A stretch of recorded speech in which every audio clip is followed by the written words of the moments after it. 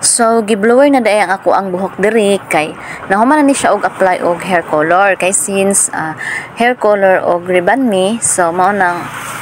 pero merong gi-apply ang hair color and then pagkahuman gi-applyan siya og para pang ribbon nga medisina. Then human naman ni siya banlaw, mao nang giblower na siya karon kay para ma-applyan na po daw siya para pang botox kay since i-botox pa daw ni ang ako ang buhok. So mo din ang result sa katong color nga akong gipa-color. Light lang siya, dili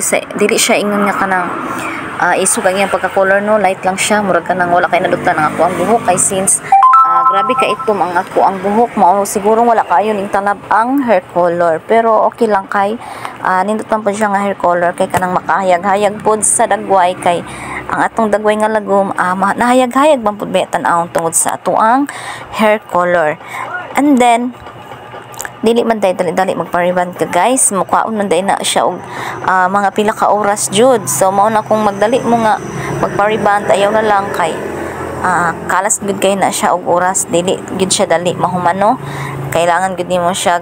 gugulan gud nimo siya og oras. So mo na gi blower pa na kay bag-o pa nang gibanlawan